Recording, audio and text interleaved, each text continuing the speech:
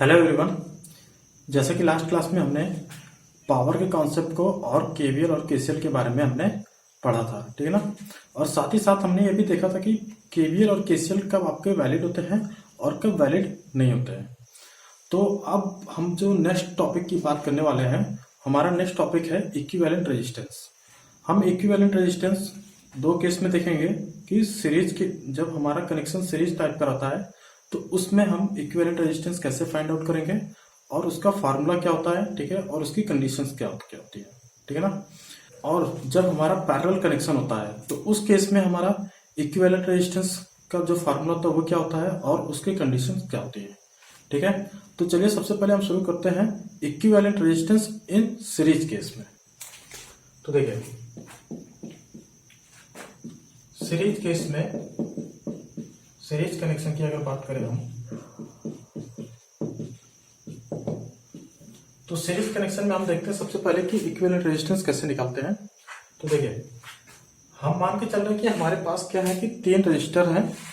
पहले रजिस्टर का जो रेजिस्टेंस है वो कितना है, R1 मान लेते हैं।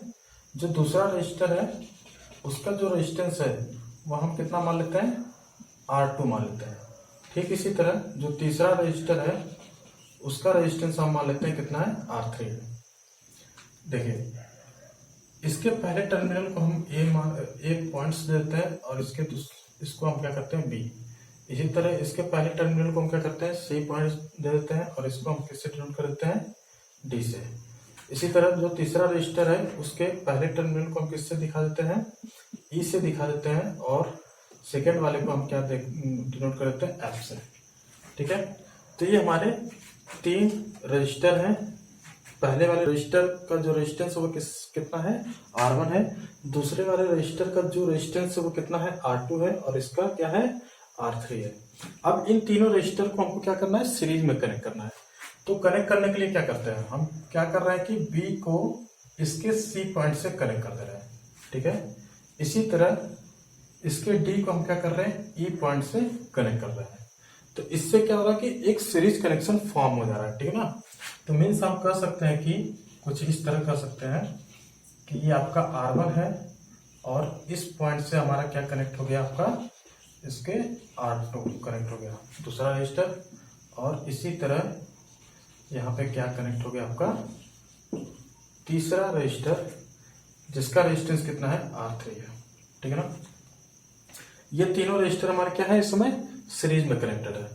अब इसको क्या करते हैं कि इन तीनों के क्रॉस हम क्या करते हैं कि एक वोल्टेज सोर्स लगा देते हैं या एक बैटरी लगा देते हैं, ठीक है। इसका ये प्लस टर्मिनल, ये माइनस टर्मिनल, और मान लेते हैं इसका जो वोल्टेज है वो कितना है, V है।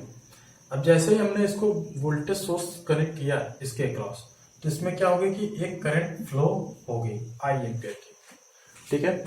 अब देखिए कोई सर्किट अगर वैलिड है तो इसका मतलब क्या हुआ कि बैटरी से जितनी करंट या वोल्टेज सोर्स से जितनी करंट फ्लो हो रही है, जितनी करंट निकल रही है, उतनी ही करंट उस बैटरी को या उस वोल्टेज सोर्स को क्या होगी, प्राप्त होनी चाहिए, ठीक है। तो यहाँ से I एम्पियर की करंट फ्लो हुई और पुनः बैटरी को I एम्पियर की करंट मिल रही है। अब देखो ये जो I एम्पियर की करंट जो फ्लो हो रही है वह क्या होगी कि यहां तक I एम्पियर करंट आई। अब जब I एम्पियर करंट यहां से फ्लो होना स्टार्ट की A से F की तरफ, तो उसको क्या हो रहा है कि एक सिंगल पाथ दिख रहा है। क्या दिख रहा है, एक सिंगल पाथ दिख रहा है, ठीक है।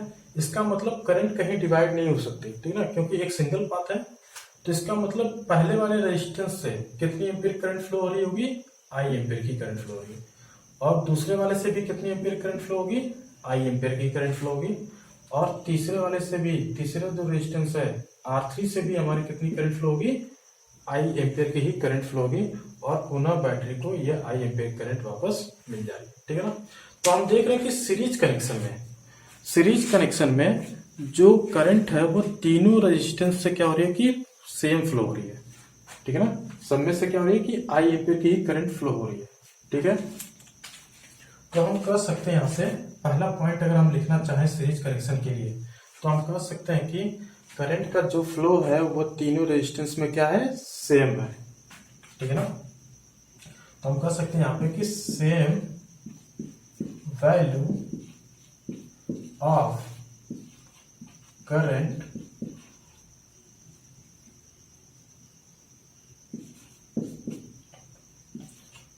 will be flow in all series connected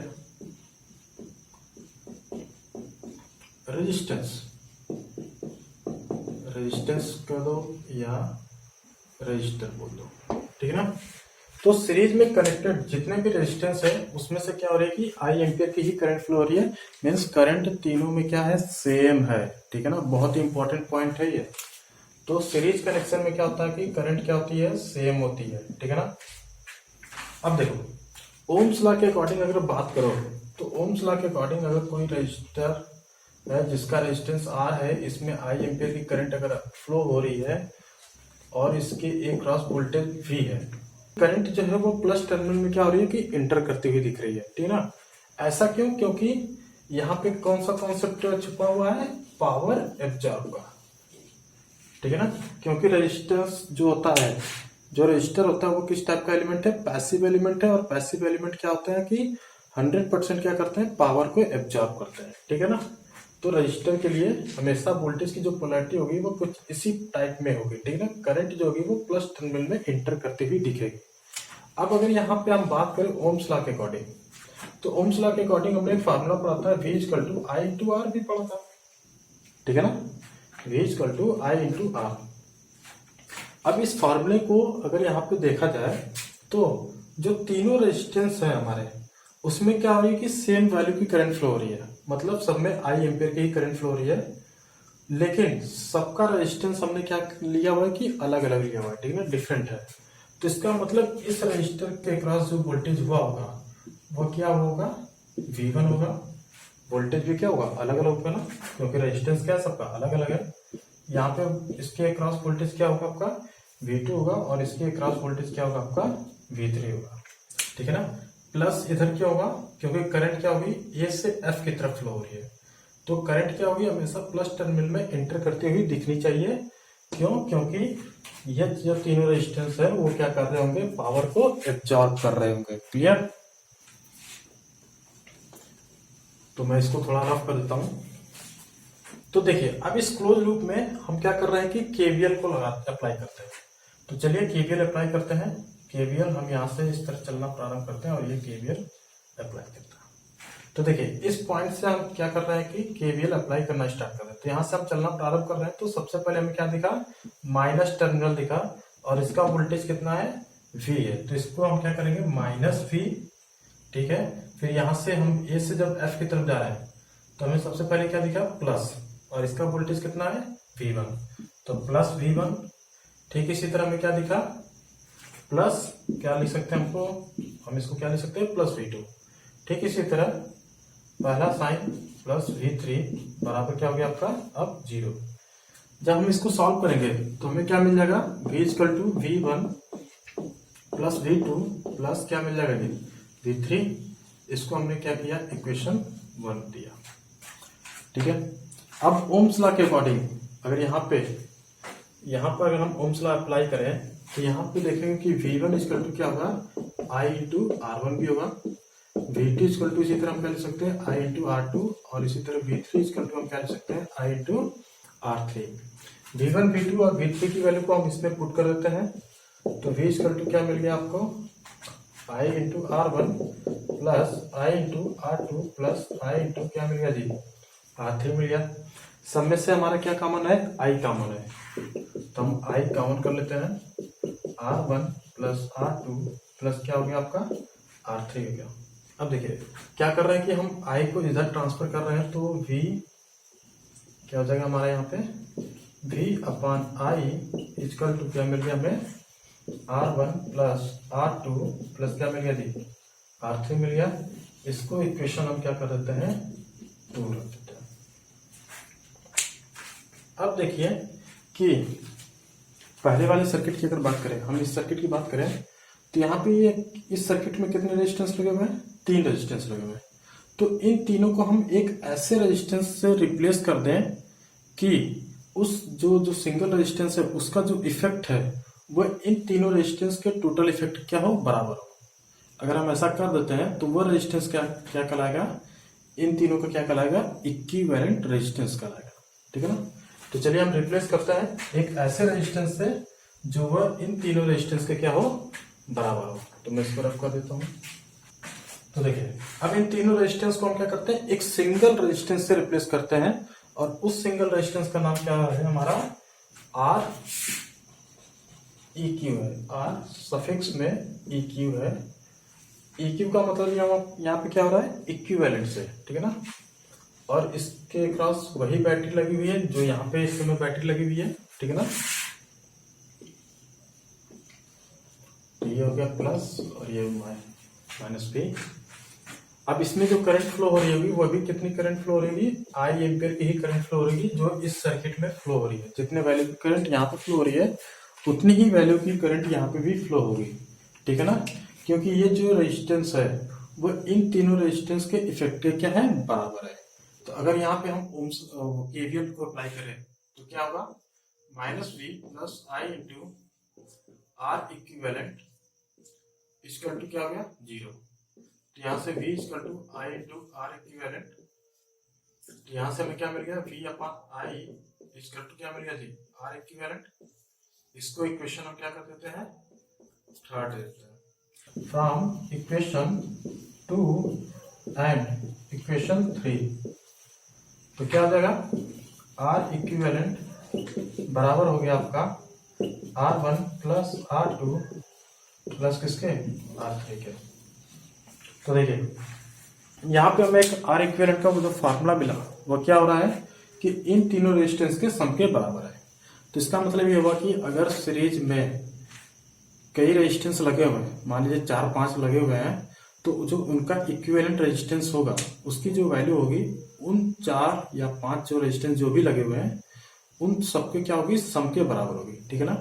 तो यहाँ पे 3 रेजिस्टेंस लगे हुए हैं तो इसका इक्विवेलेंट क्या हो गया, सिंपल सा R1 plus R2 plus R3। दूसरी बात हमें यहाँ पे क्या क्लियर करना है कि किसी भी सीरीज कनेक्शन में जो करंट की वैल्यू होती है वो सेम होती है सभी रेजिस्टेंस में। ठीक है ना।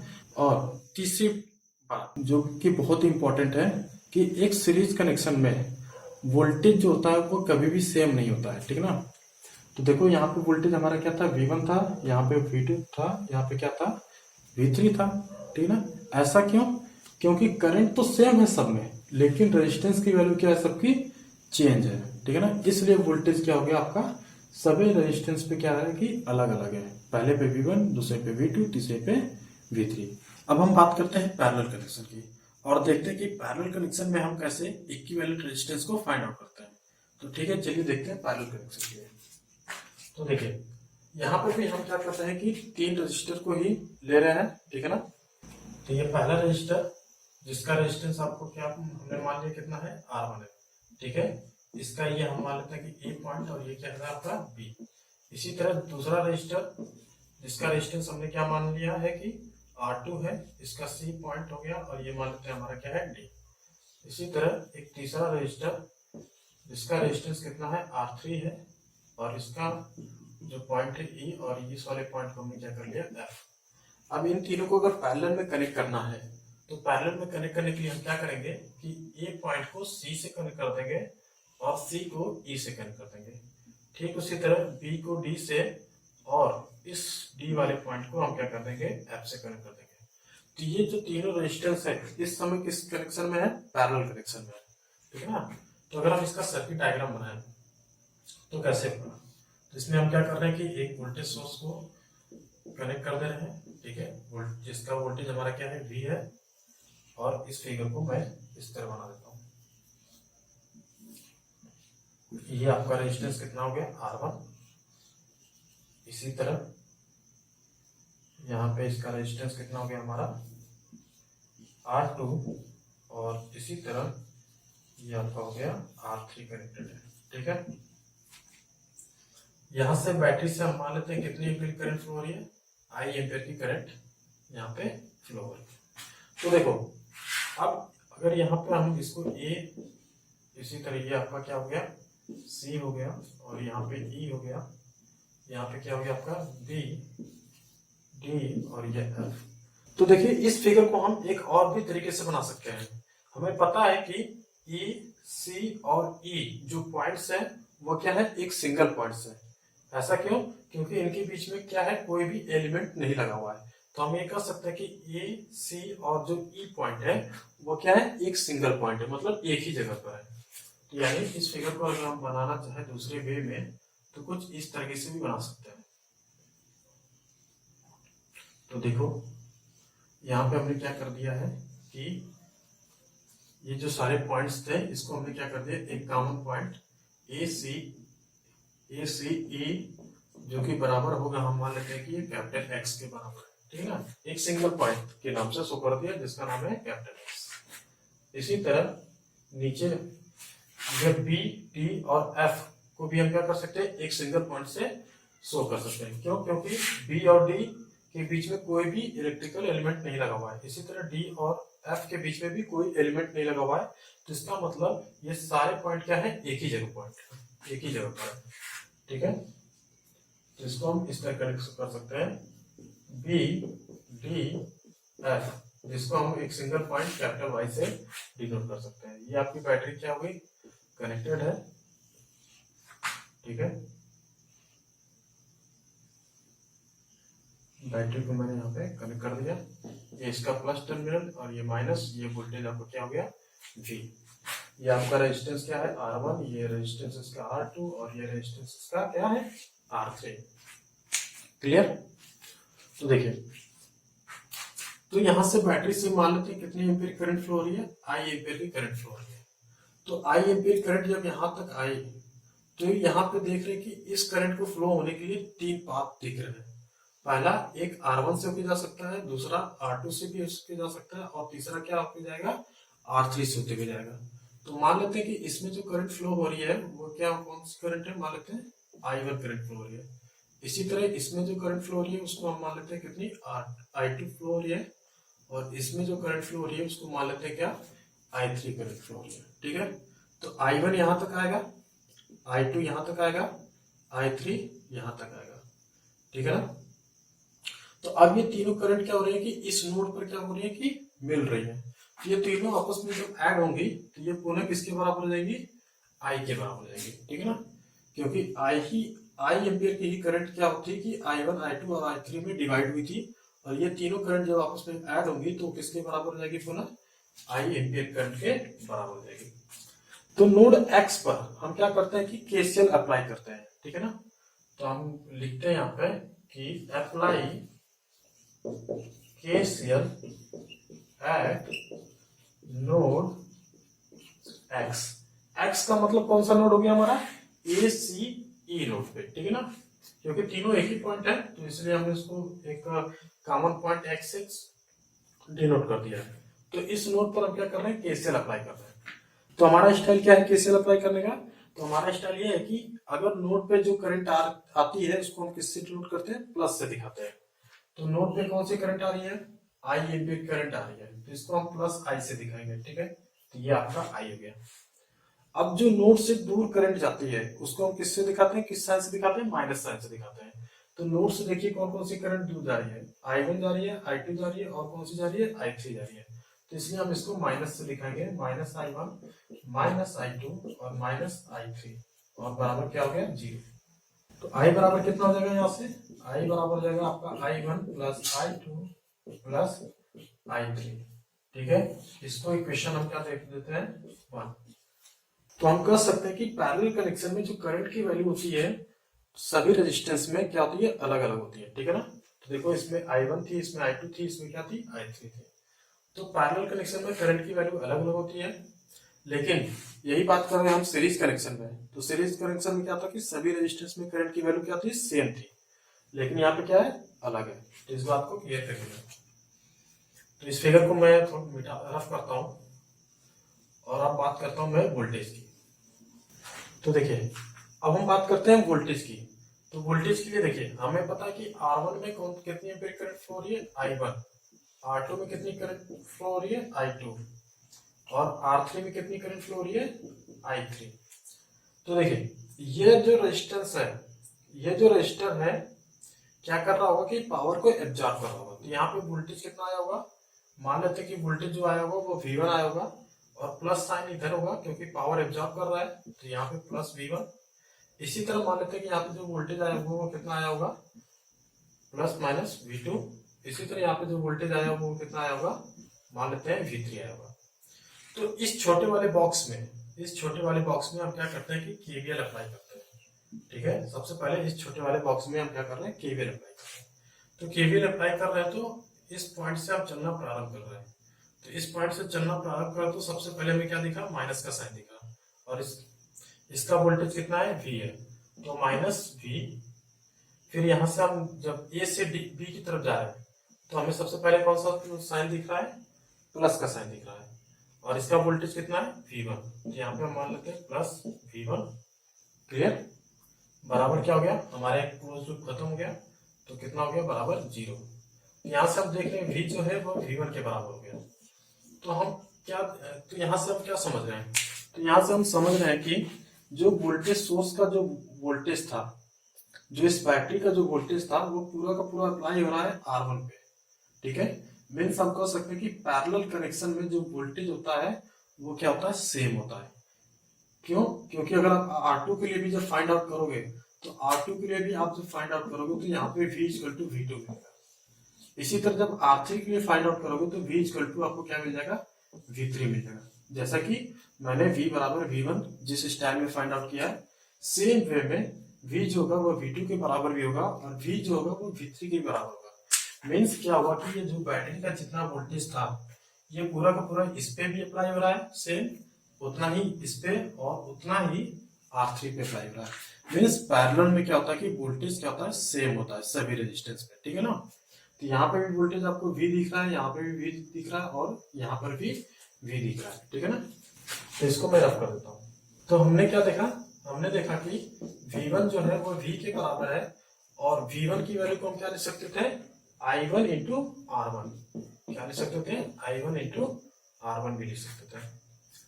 यहाँ से अगर I1 की वैल्यू फाइंड आउट करोगे तो I1 की वैल्यू कितनी हो जाएगी, V अपान R1।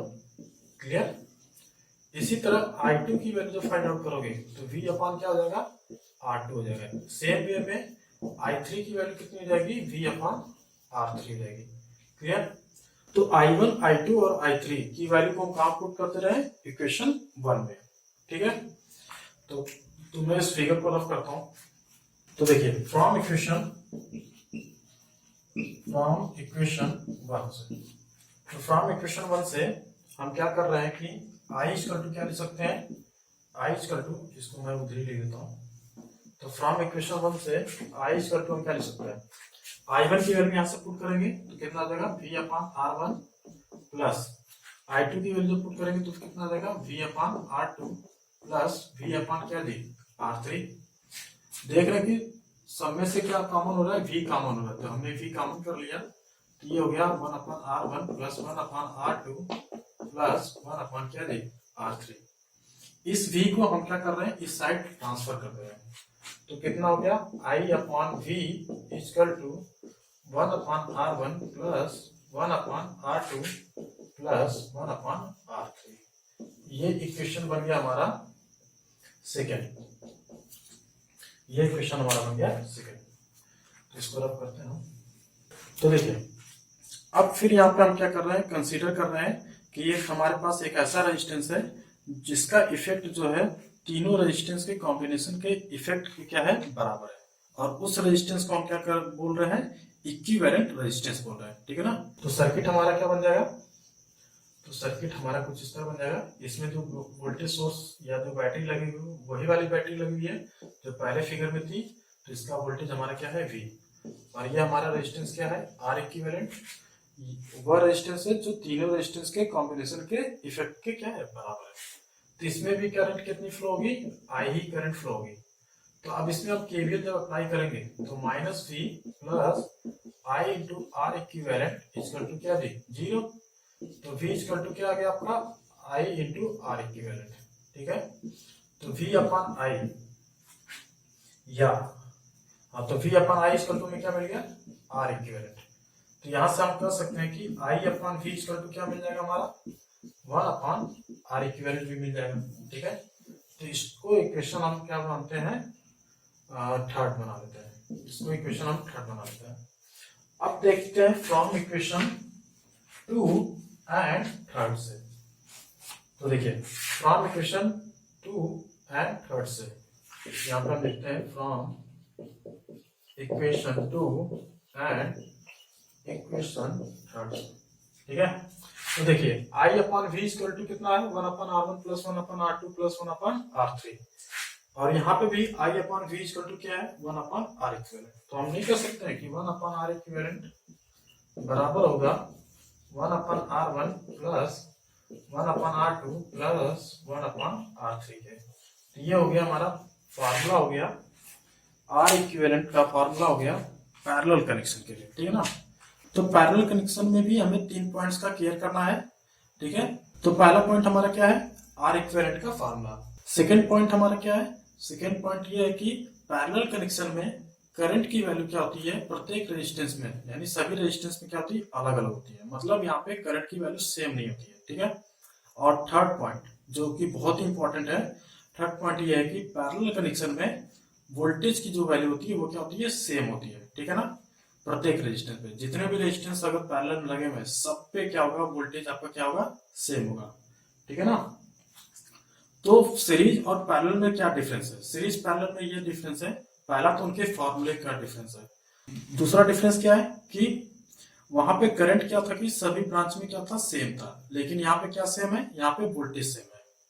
और तीसरा डिफरेंस क्या है कि वहां पे वोल्टेज अलग अलग था। सीरीज में क्या था कि प्रत्येक रेजिस्टेंस पे वोल्टेज अलग अलग था, लेकिन पैरेलल में क्या था कि प्रत्येक रेजिस्टेंस पे क्या था, करंट अलग अलग थी। ठीक है ना, वहां पे वोल्टेज अलग था, यहाँ पे क्या है, करंट अलग अलग है। क्लियर, तो ये हो गया हमारा सीरीज कॉम्बिनेशन और पैरेलल कॉम्बिनेशन। अभी हमने देखा कि अगर रजिस्टर सीरीज और पैरेलल में लगे हुए हैं तो उनके रेजिस्टेंस का इक्विवेलेंट फार्मूला क्या होता है। ठीक है ना, तो ठीक उसी तरह अब हम बात करते हैं इंडक्टर और कैपेसिटर के लिए सीरीज पैरेलल का क्या इक्वेशन होना चाहिए। ठीक है, तो देखिए अगर इंडक्टर आपके सीरीज में लगे हुए हैं, ठीक है, इस तरह अगर इंडक्टर, 3 इंडक्टर मान लेते हैं सीरीज में लगे हुए हैं, इसका इंडक्टेंस L1, दूसरे वाले का L2 और तीसरे वाले का इंडक्टेंस हम मान लेते हैं क्या है, L3 है। तो जो इसका इक्विवेलेंट होगा, इंडक्टेंस का जो इक्विवेलेंट होगा, L equivalent equal to L1 plus L2 plus L3। Means जिस तरह रेजिस्टेंस का इक्विवेलेंट होता था, सेम वे में इंडक्टर के लिए भी इक्विवेलेंट का इक्वेशन होगा। ठीक है, अगर इंडक्टर पैरेलल में लगे हुए हैं, ठीक है, अगर 3 इंडक्टर आपके क्या लगे हुए हैं, पैरेलल में कनेक्टेड है,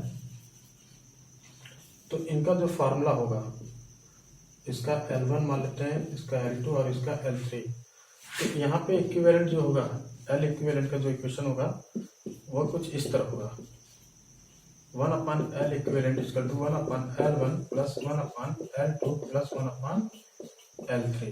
ठीक है, मीन्स जिस तरह रेजिस्टेंस पैरेलल में कनेक्टेड थे तो इनका इक्विवेलेंट का जो स्टाइल था फार्मूले का, सेम स्टाइल जो है वह इंडक्टर के लिए भी है। ठीक है ना, सेम वे है। अगर कैपेसिटर सीरीज में लगे हुए हैं तो मान लेते हैं 3 कैपेसिटर हमारे क्या है, सीरीज में लगे हुए हैं, इसका कैपेसिटेंस C1, इसका कैपेसिटेंस C2 और इसका कैपेसिटेंस C3। तो इनका जो इक्विवेलेंट इक्वेशन होगा वो होगा 1 upon C equivalent equal to 1 upon C1 plus 1 upon C2 plus 1 upon C3। Clear, ठीक इसी तरह अगर कैपेसिटर पैरेलल में कनेक्टेड है,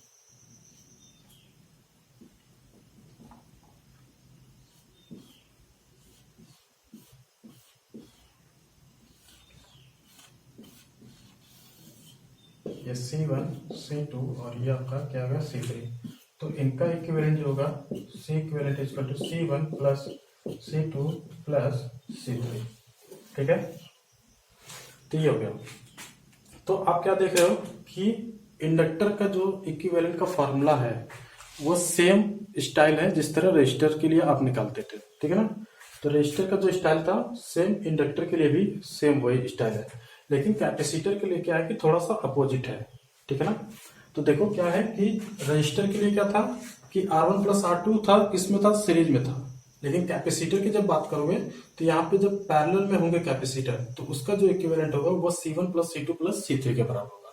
ठीक है, जबकि रजिस्टर में क्या था, रजिस्टर में क्या था, R1 plus R2 plus R3 था, लेकिन यहाँ पे क्या है, पैरेलल के लिए। ठीक है ना।